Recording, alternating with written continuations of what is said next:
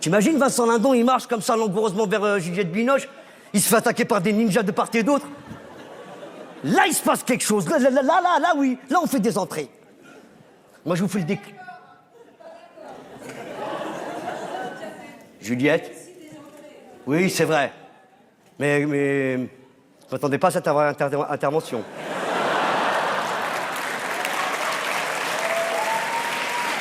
C'est un militant du collectif écologiste Dernière Rénovation qui a interpellé, en tout cas qui a tenté de s'approcher du président.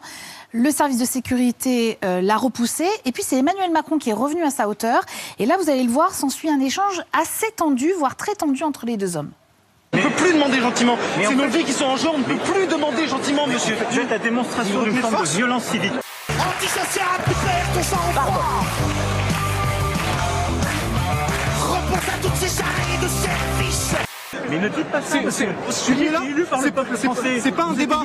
C'est pas un débat, monsieur. Alors partez. C'est pas un débat, c'est pour vous annoncer qu'on ne se laissera pas faire, on ne peut plus se laisser faire. Comment?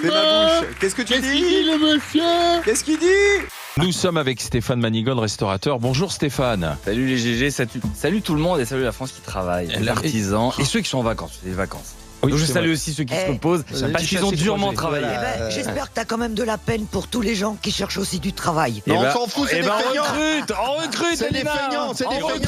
On recrute, partout, dans tous les secteurs. Le bon français travaille, mon ami. Les choix d'Emmanuel Macron, en tout cas, ne semblent pas payants, puisqu'avec 32% de Français satisfaits, sa cote de popularité est au plus bas depuis 3 ans. Oui, coup dur pour le président, qui reste quand même derrière le numéro 1 de l'impopularité, Pierre Palmade. Mais il passe devant le jovial Francis Holm. Il est en 2 et en 4. Alors, il a écrit des sketchs très drôles, d'ailleurs, Francis Holm. Oui, très vrai, Voilà. c'est vrai. Palmade était plus marrant pour lui. Oui, ça c'est vrai, il était un peu moins marrant. Tu rajoutes des ninjas, Juliette, sur la vie de ma mère, on fait un malheur. Je l'ai vu, le film, bien sûr. Mais qu'est-ce qui lui arrive à elle? Vous lui avez écrit ça comme texte? J'ai été un peu surpris, voire même un peu choqué d'entendre le président de l'ARCOM dire « c'est une chaîne qui se rapproche de Fox News, de la chaîne d'opinion ». Non, c'est une chaîne française, 100% française, et qui exprime toutes les opinions. Il fait du en même temps. Fox News, est-ce que j'ai une tête de Fox News? Vous êtes choqué, monsieur Poff? Ah, juste ciel, j'en tombe des nues. I misteri finchiri. Finchiri. Si belle. Fallait que ça tombe sur moi, sur la tête de ma mère. Fallait que ça tombe sur moi. C'est un délire. C'est un délire. C'est pas prévu. Voilà. Mon grand-père en avait, c'est un peu rétro. Des maîtresses. Des couilles. C'est un accessoire. Des bretelles. Une canne, des bretelles. Alors c'est la période des Lumières, on est d'accord là, hein? Alors après, c'est ça, avec ton costard, c'est la période des Lumières, je te confirme. Alors là, C'est ce qu'on appelle tendu de perche. allez. Pour nos téléspectateurs qui n'ont jamais vu une éclipse. Regardez, hop.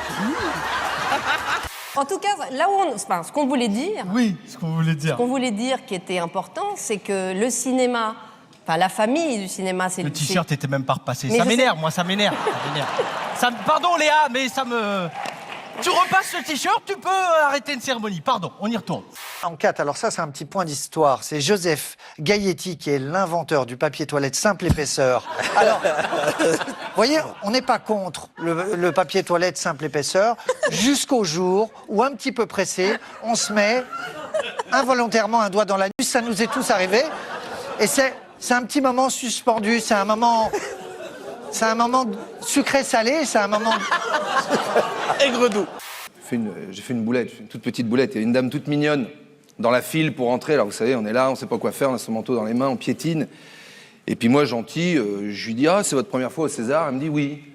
Je lui dis « Vous êtes de la famille d'un dénommé, ça doit faire quelque chose. Quelqu'un de sa famille qui, peut-être dans quelques instants, s'apprête à recevoir un César. » Et là, elle me coupe, elle me dit « Non, Jérôme, je suis la ministre de la Culture. » Je dis « Mais qu'est-ce que t'as fait à tes cheveux, Roselyne? T'as tout lissé ?» Une vache de concours, c'est comme une star. Ça se bichonne.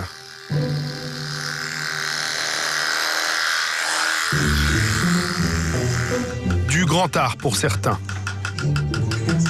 La crête de cette vache est blanchie au talc et fixée à la laque. Elle me dit non, je suis celle d'après, je suis après moi. J'ai dit, alors, en même temps, sans vous faire offense, madame la ministre, vous avez une notoriété en devenir, voilà. Non mais, vous n'êtes pas emmerdé quand vous faites vos courses, quoi. On n'est pas prêt de vous voir chanter à la mi-temps du Super Bowl, c'est ça que je veux dire.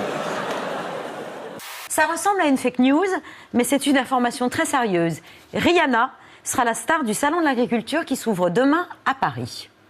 Ben, ma foi, voilà la fameuse Rihanna, qui n'a rien à voir avec la chanteuse. Je ne connais pas du tout la chanteuse. J'essaye de trouver des noms un peu originaux. Rihanna, ça va être la star des Vosges pendant le salon. Ben, la star, elles ne sont qu'en présentation, là, il n'y a pas de concours. Mais c'est une très belle vache.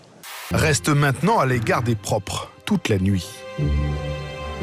Donc la nuit, ça va se passer comme ça.